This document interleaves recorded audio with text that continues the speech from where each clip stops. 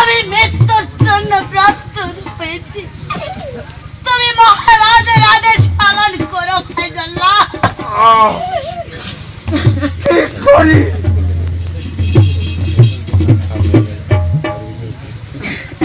আমার খরচে ধার আছে।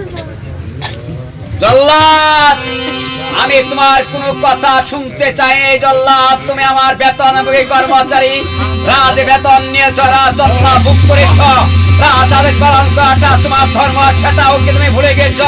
তাই তুমি নিঃশব্দে এই মুহূর্তে নির্মম ভাবে আমার সম্মুখে হত্যা করো।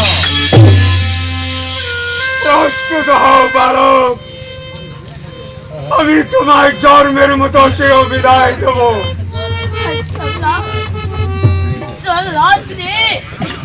আমি তো মৃত্যুর কাঠ করায় আমার মাথা পেতে দিয়েছি।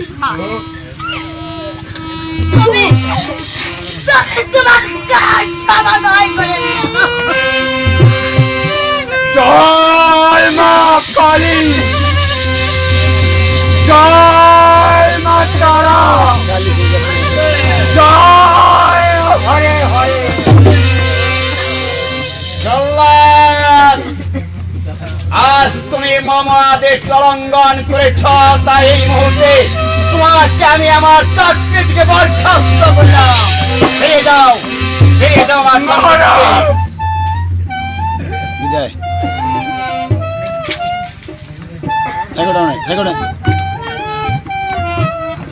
দাঁড়াও জল্লাদ, ওই রক্তমাখা খড়গ তুমি রাজপ্রাসাদে রেখে দাও। এই মুহূর্তে তুমি বেরিয়ে যাও, বেরিয়ে যাও আমার সম্মুখ থেকে। যাচ্ছি মহারাজ, আমি যাচ্ছি। তবে এই দিন আপনার খর্গ আমি আজ হইতে আমার চাকরি খতম করিলাম মহারাজ। বেরিয়ে যাও। এই আমি চললাম। সালাম মহারাজ, সালাম।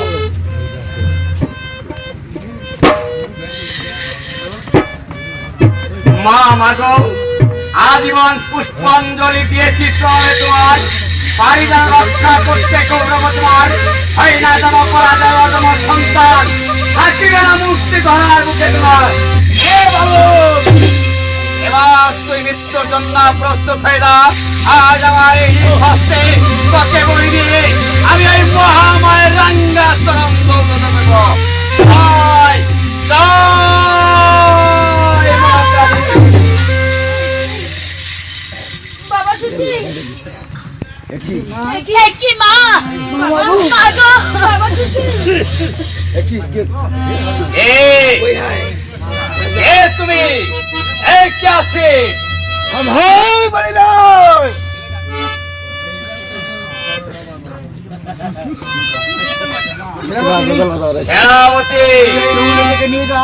এই মুহূর্তে এই রমণীটিকে নিয়ে যাও অন্দর মহলে। আমি মহামায়ের পুজোর কাজ সমাধান করার পর এই রমণীকে আমি নিজেই গ্রহণ করবো।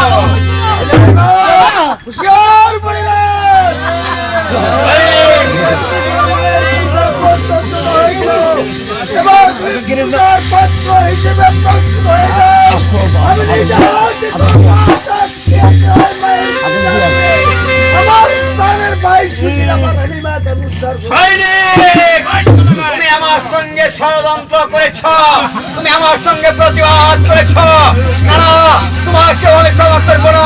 প্রয়োজন বলে আমি তোমাকে ওই পৃথিবীর মুখ থেকে চিরতরে বিদায় করে দেবো। দাঁড়াও দুঃখ, চলে আসো